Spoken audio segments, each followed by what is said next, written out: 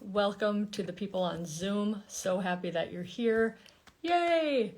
So, got a new band for I'm a brand new iPhone watch person. Plug, not getting paid by Apple. And I got a new band, so I wanted to show it off.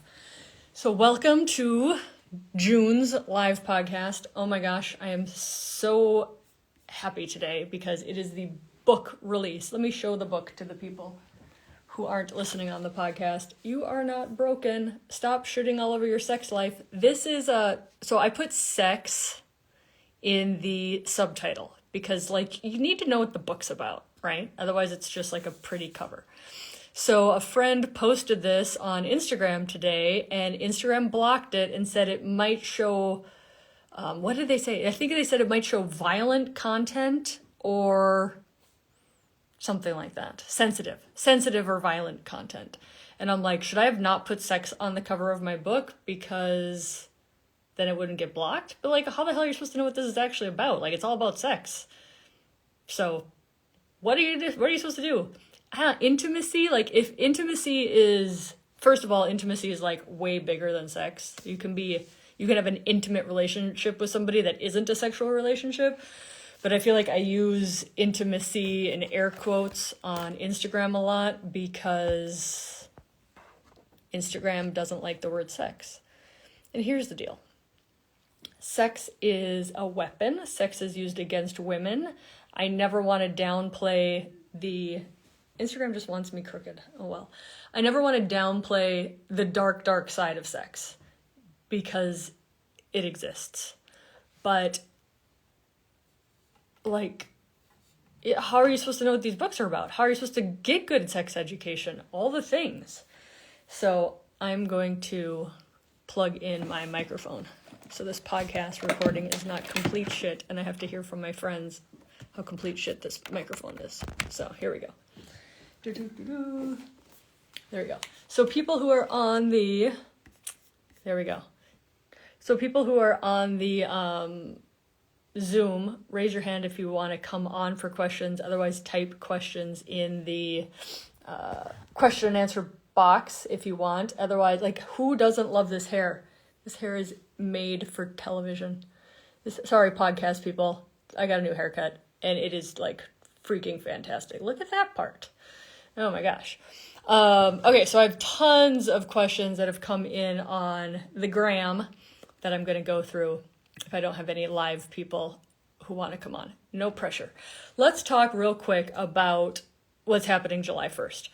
July 1st, we are starting a private podcast / group membership. It's a mouthful. I don't know what to call it yet. It doesn't have a name. But there's going to be, for people who don't know that, I went to life coach school to figure out how to work on your mind. Oh my God, this hair. It's so good. The, group coaching on working on your sexuality and feeling not broken and learning how to be empowered and change your thoughts and change your life. All that stuff is going to be, we're going to do group coaching. A lot of people have asked, do I do one-on-one coaching? I do not. And this is not meant for medical advice. It is not meant to replace psychiatric care. It's really to help functioning people become higher functioning, to make you meet your goals and pursue your dreams. And that's what group coaching is. It examines our thoughts. Yeah, somebody said my hair is excited to see you. I know, it's literally sticking straight up in the middle. It's standing at attention. So we have underlying thoughts that are like the playbook of our brain, right? And we aren't always consciously aware of them, but you can pull them out and look at them and be like, oh, I think sex is bad. I think orgasms are too difficult. I think my body is not perfect enough. All these thoughts that you can uncover and explore and realize they're actually what's limiting you. And sometimes those thoughts came to us through society or our parents or our religion or an ex-boyfriend who was an asshat. I'm allowed to say asshat, but I can't say sex in my book cover. All right, so let me go to a bunch of questions and answers, and then we'll get some stuff done. As always, I love saying this. This is not individual medical advice. I am not your personal doctor, and this is for education and entertainment purposes only. Let's go to our live questions. Live questions and answers. Here we go. Can you talk about the Dutch test? I'm pretty sure it's a urine-based test. Dutch test is urine. Some people have saliva stuff they call the Dutch test. My feeling on accuracy. Okay, my feeling on the Dutch test, I don't do the Dutch test. My feeling is it's proprietary. It's like a brand name. It is not indicated by any National Menopause Society. Just the facts, people. It usually gives you so much information that's not necessary. We love information. We love getting to know stuff. We think that if you test 15 different urine metabolites of hormones, somehow you're getting more information than if you're getting 3 things tested. I just had somebody ask me today, like, do I need to get my estrogen tested to go up on my estrogen dose? I'm like, no, you're still having hot flashes. Go up on your estrogen dose. I mean, you can always get it to like see where you are, but there's no like, you should be at 600, you should be at 200. Like, there's no established goal. We are literally unique people, 1 out of 7 billion. So do I think you should go spend money on the Dutch test? No. Are there people who want to make money by you getting the Dutch test? Yes. So buyer beware. If somebody's like, I only do the Dutch test, they're usually making money off of that. And you can usually learn what you need to learn for a lot less money, a lot less urine saliva, especially the people who are like, I have to get my Dutch test every 6 months or every blah, blah, blah. It's like, no, you don't. Like, knock it off. Get to some hormones that are good and stable for you, especially if you're post-menopause, right? If you get on a nice stable time, and don't spend your money on the Dutch test. So that's number 1. That question was actually pros and cons. I think I just gave you cons. All right.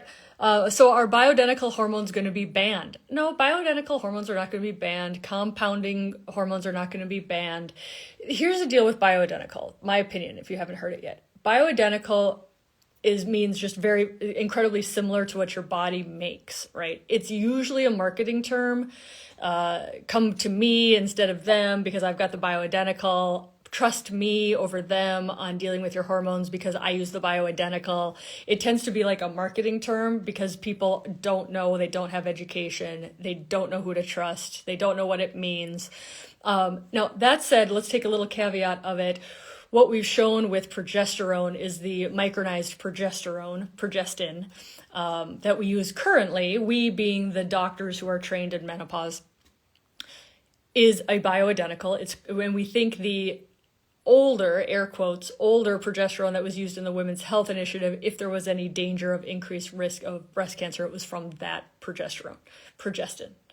I'm not an OB-GYN, so I always have to be like progestin, because there is a difference. Progestin just means,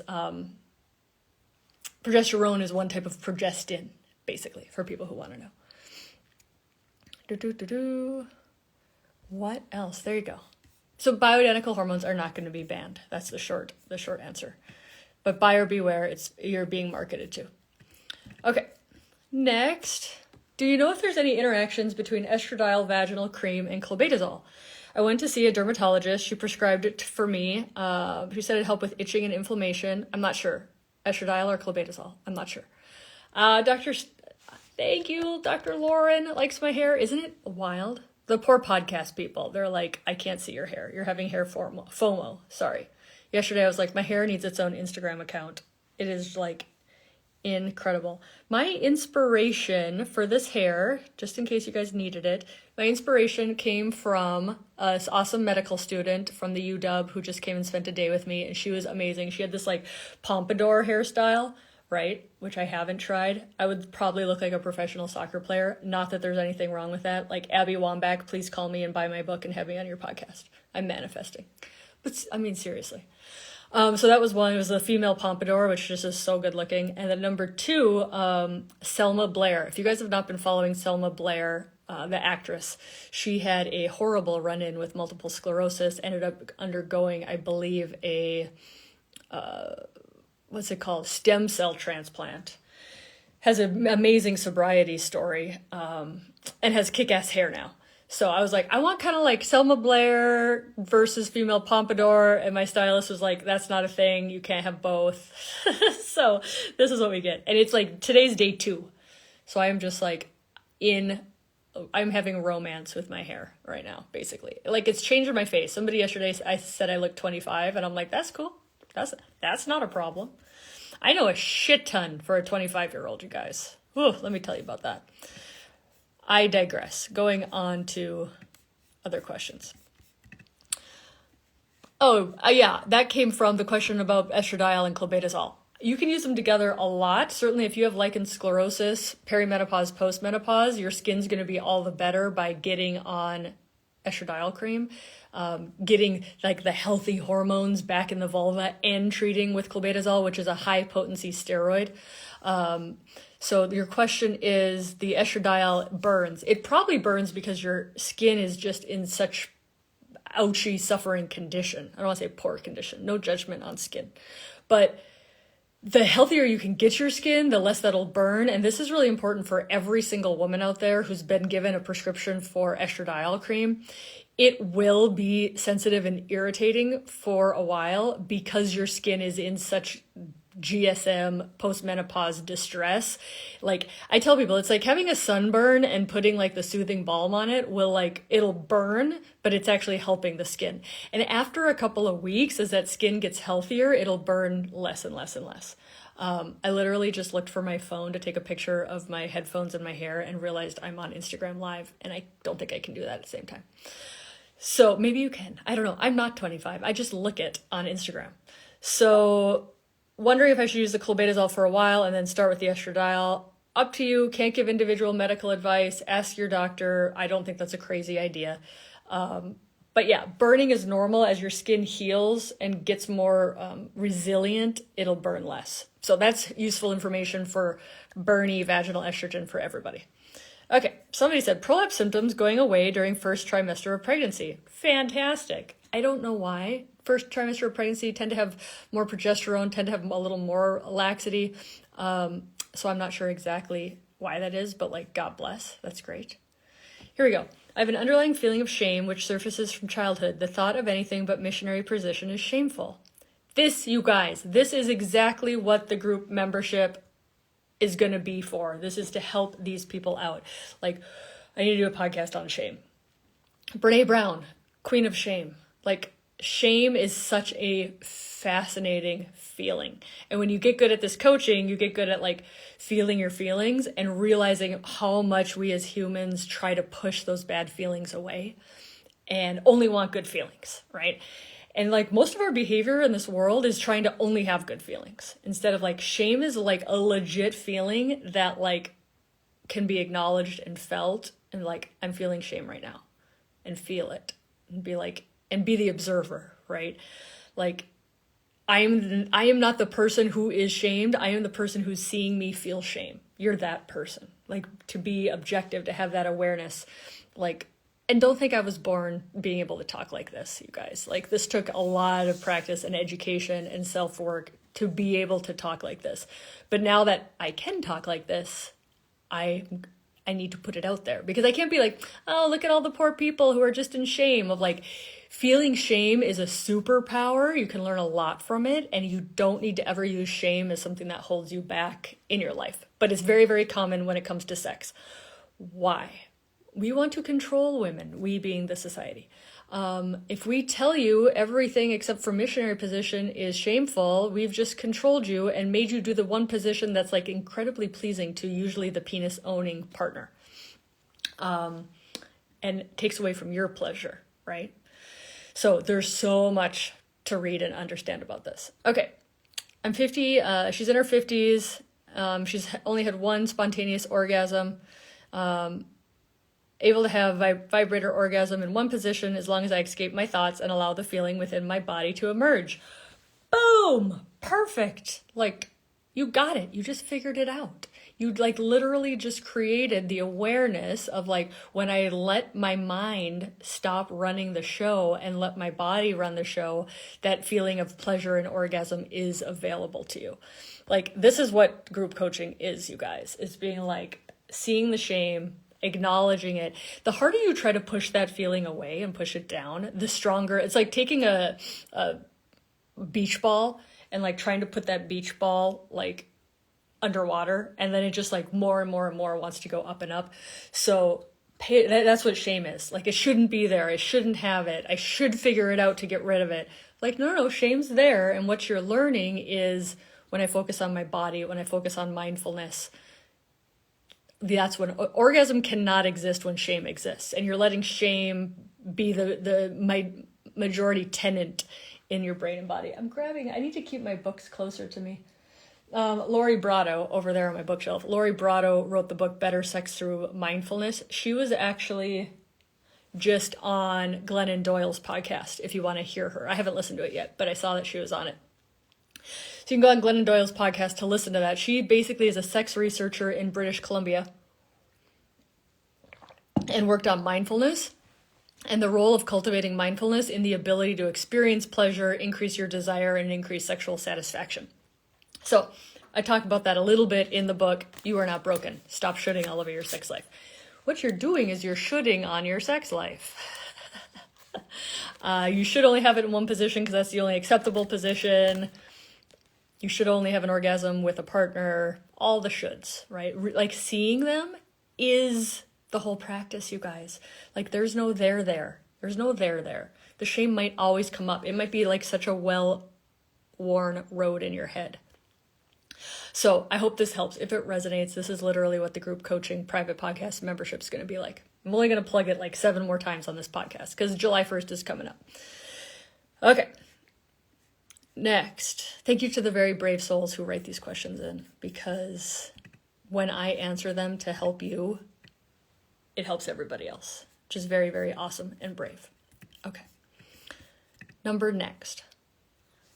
I'm in my early 60s using vaginal hormone cream. It does help with lubrication and desire, but I cannot reach orgasm no matter how long and hard we try. Help, please.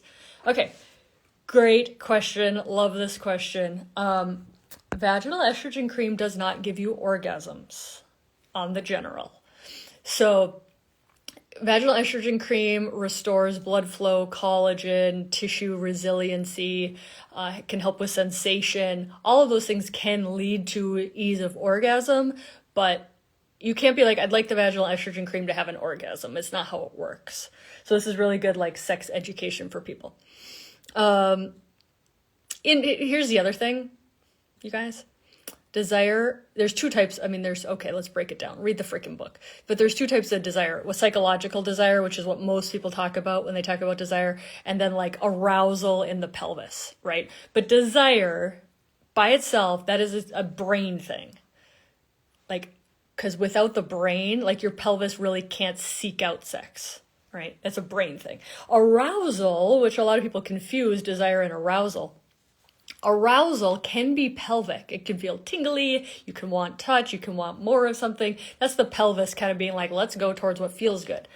That's the tingliness of the pelvis.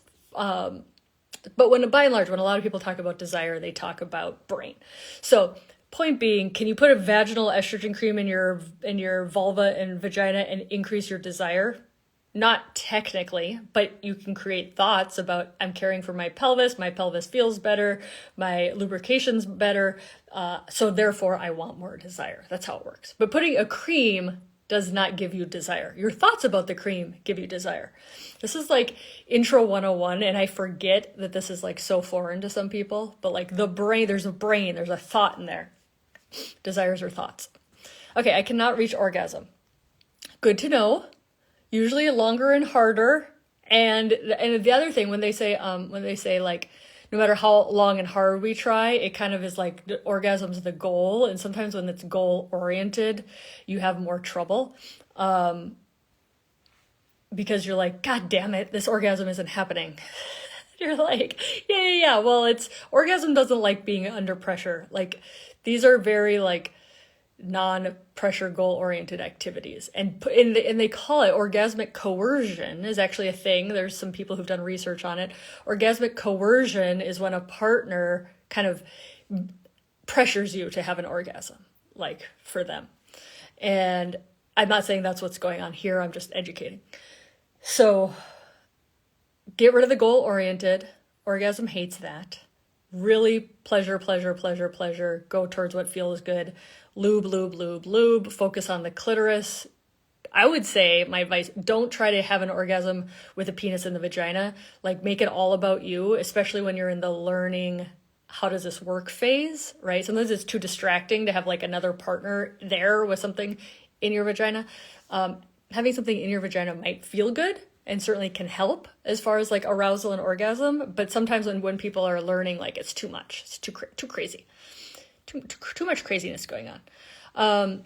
Somebody says, I've been listening to your podcast. I just started the Combi patch. For people who don't know, Combi patch is a skin patch that delivers both a progestin and an estradiol, and that's for systemic hormone replacement. Do I also need to use the estradiol cream? Great question. Lots of people have this question. For me, it would depend upon your exam, because I do exams. And I can tell you, like, yep, this looks dry. You have a little bit of atrophy. We're losing our labia minora. We're losing our clitoris, clitoral volume and plumpness. So I can tell you to that's one way to know if you need to be on the vaginal estrogen cream. Some people don't. Sometimes the Combi patch and hormone replacement is enough.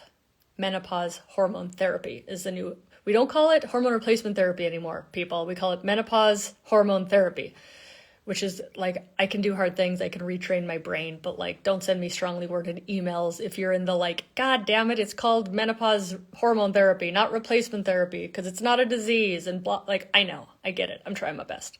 I'm trying very hard to call it what people want to call it now. I was just like, am I too feisty? Am I too feisty for you guys right now? Can you handle me? It's the hair. Literally, it's the hair. So that's my goal. That's the plan with the orgasm. Buy the book. More tips in there.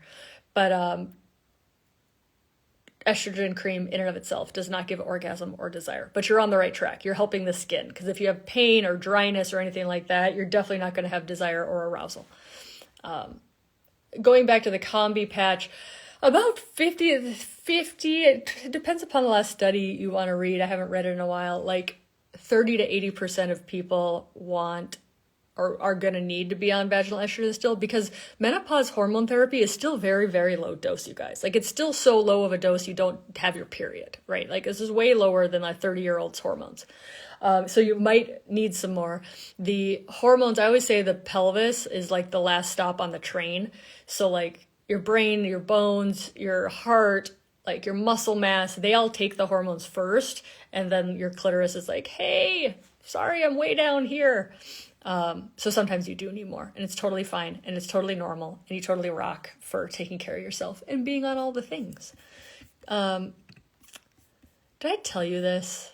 Somebody was like, I don't want to do vaginal estrogen because it's not fun. I think I did an Instagram live on this, and I'm like, fun? Like, find the person who's like taking care of my skin is fun. Like that does exist. But like, and I looked at her, I'm like, flossing's not fun, and I floss. Like, it's self-care. You gotta take care of yourself. Like, what is this entitlement? I'll call it entitlement. Entitlement that self-care needs to be fun. We can do adult things that aren't always fun all the time. Like, you've been marketed to. You've been watching too many Coca-Cola commercials if you think just like life should be fun all the time and that's the only goal.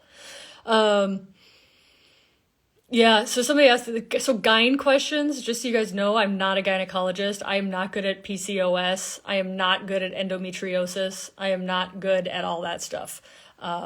So questions, like gyne questions. I have a PCOS podcast, a couple of years ago. It's been a while. But I do have a decent amount of gynecologists on my podcast to help with that, because I ate one.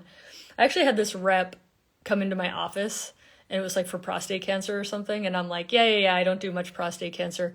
And she's like, oh, do you do like gynecology? And my nurses who know me were like, record scratch, like, oh, you didn't. Like, no offense to the gynecologist. God bless. That was one of my top 3 things I was trying to figure out if I wanted to do. But I am not one. And like, don't gender me, number 1. And then number 2, like, just because I work in the female pelvis and help women with like down there things does not just make me a gynecologist. Other people do that. They're called urologists. So I was like, no, I'm not a gynecologist. And she's like, yeah, but you like do stuff like down there. So isn't that like gynecology? And I'm like, well, gynecologists do that too, but I'm a urologist. I went to urology residency. But people confuse us all the time because they don't know, and it's okay. It's not your fault. But yeah, if you're a rep if you're literally in a urology clinic talking to a urologist, don't ask them if they're a gynecologist because they're not. Like, do your research. But so sorry, long wind of I don't know more about PCOS. I also don't know much about endometriosis. I know a lot. I don't know everything. Okay, here we go. Next, can you talk about UTIs, antibiotics, and thrush? Why do so many women get UTIs? Why do they get worse with menopause? And how can we prevent and manage them? Oh, this is such a good question, you guys. So, bladder, vagina, rectum, 3 holes. Women have short urethras. It's easier for bacteria to climb into the urethra than, say, a penis owner who has a long urethra. You know that we call, like, this is urology humor, somebody who has, like, on the, let's say they have a generous penis size. We say they have a long urethra. So anyways, pelvic humor. Why do so many women get UTIs? Okay, common things for UTIs is constipation, stress. I see stress because it affects your immune system. Not peeing enough. Nobody knows how much they're supposed to pee. You're supposed to pee 6 to 8 times a day if you're well hydrated. And you're supposed to be well hydrated, right? So I don't pee enough. I don't drink enough water. I'm constipated. All can increase your UTI risk. But certainly starting in the perimenopause, and I'll see this with birth control too, or other low estrogen states. Estrogen in the vagina creates an acidic environment. Meaning estrogen in the vagina facilitates lactobacillus, which creates lactic acid, which creates an acidity in the vagina, and that actually acts as a barrier, like a moat between rectal flora and the bladder. So when you lose your estrogen, you lose your normal microbiome. People love microbiome. Like, that's one way I can get people to get on vaginal estrogen. I'm like, it helps your microbiome, your natural microbiome. And then they kind of forget that they're worried that estrogen causes cancer, which it doesn't. So much info here. Why do they get worse with menopause? Because of low estrogen.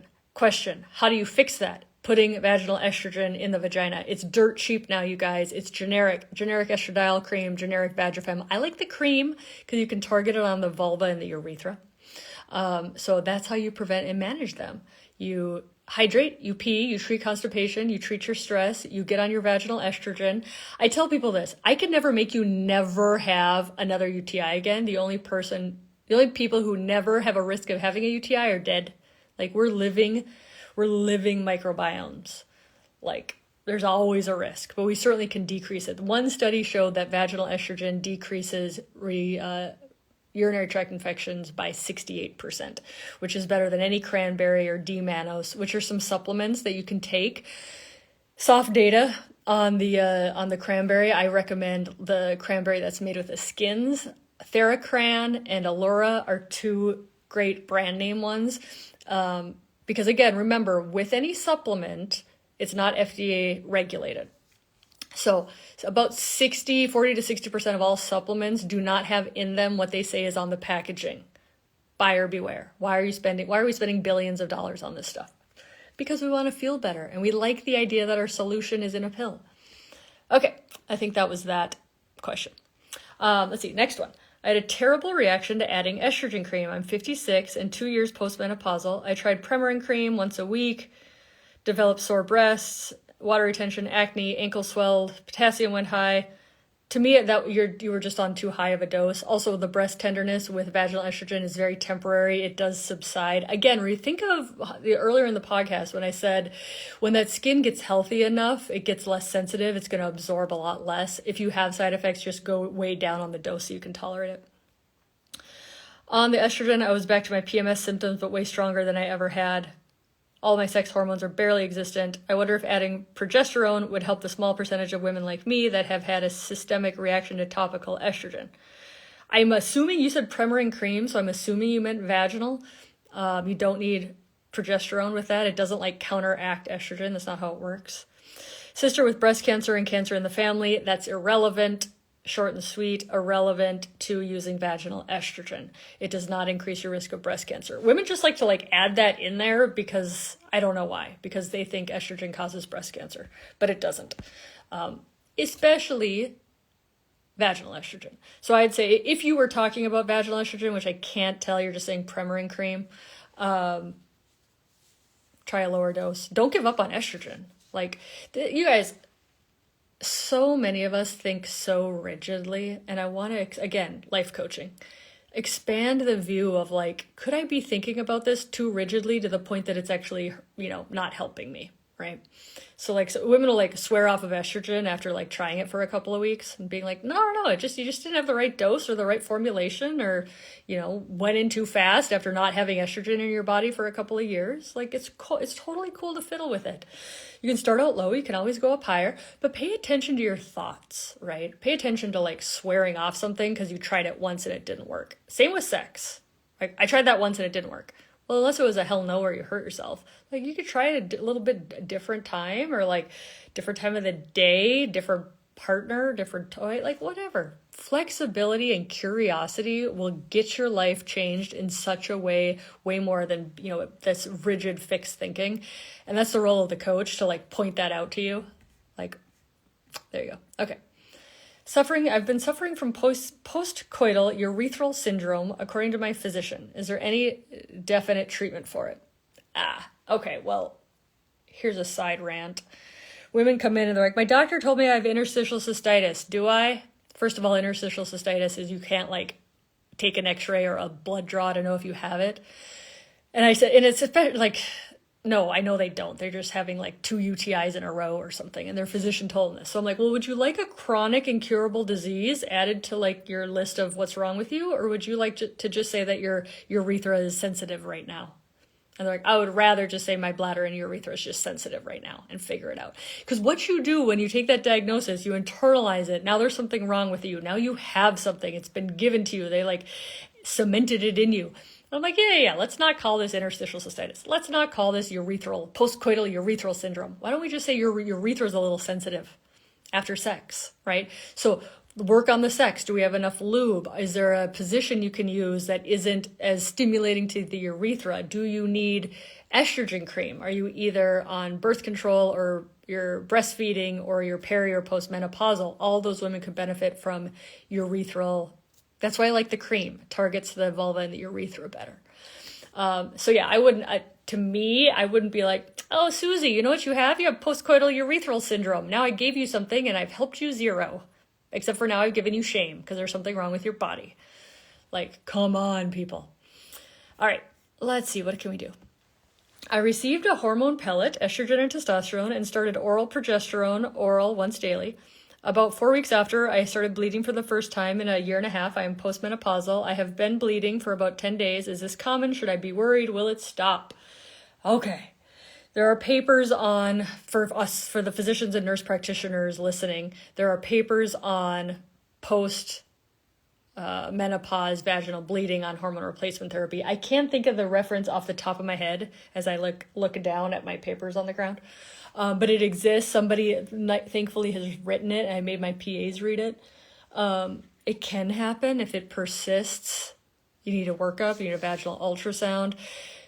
What I don't like about this question is the pellets. Pellets are super therapeutic. They're going to put you on very high doses. Some like air quotes wellness people will put people on such high doses they actually get their period. And then they're like, look, I'm turning back the clock. I'm making you younger. And I'm like, the legit menopause people, that's not advocated. So my concern is the pellets and what kind of dose you're on. And also just getting a workup. So that's what I would say about that.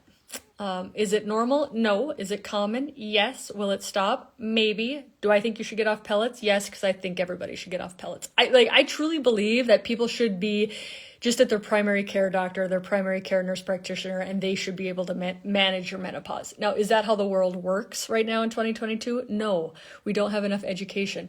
I literally just had a friend, you guys, see a nurse practitioner ask about menopause hormones and was told that estrogen causes cancer and she should be on safer medications for any postmenopausal symptoms.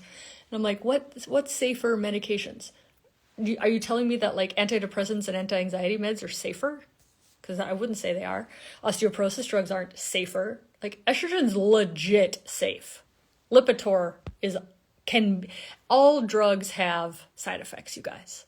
But there isn't like a safer, less cancer causing thing because estrogen doesn't even cause cancer. But point being, this is happening right now. And my friend's like asking for help because she's like, I can't just say like my friend Kelly told me. But like if doctors and nurse practitioners and PAs took on learning how to care for a large percentage of their population, 51% of people have vulvas and vaginas. We tend to call them women, not always. But that's a lot of people. That's 51% of the world. Why do we not know how to take care of 51% of people? It's insane. It's like, yeah, well, I just never learned how to take care of like the cold. And I just never learned how to take care of like, I don't know, what else is as common as 51% of the population? Like I'm literally blanking on thinking of it and we don't know how to take care of this. So there you go. What else?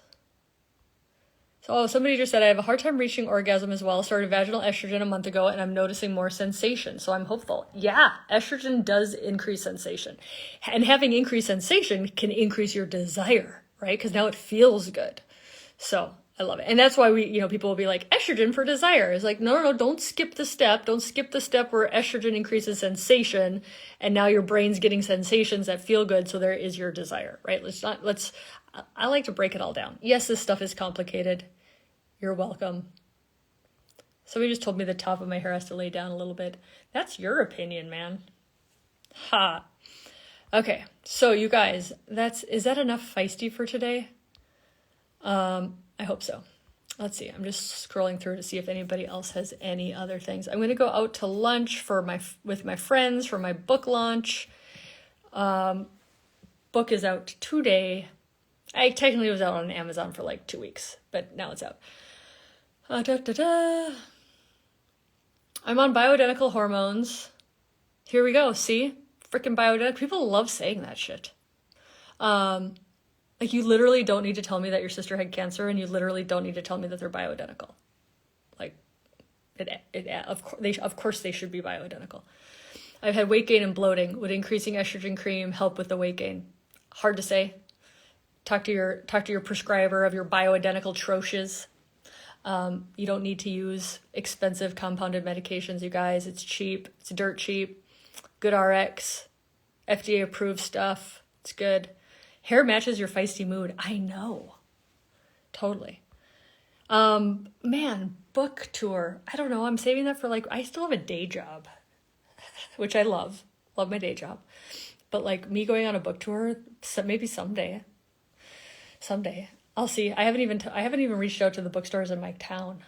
I'm all social media. That said, I love paperback hardcover books. I don't do ebooks. Anytime I'm in my car, I'm listening to podcasts.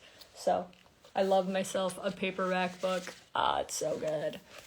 And this one, if anybody of you guys notice, you notice the matte cover of this book. It's not shiny, it's matte. I picked that out. I think it looks very modern and chic. All right, guys, I love you so much. Thank you, podcast listeners. Go to kellycaspersonmd.com. 50% off of the private podcast membership starting July 1st if you sign up before July 1st. And anybody who signs up now through the end of July will get a signed copy of the book. So see you there. See you in the private original membership with the feisty hair. All right, guys, I love you so much. Love you.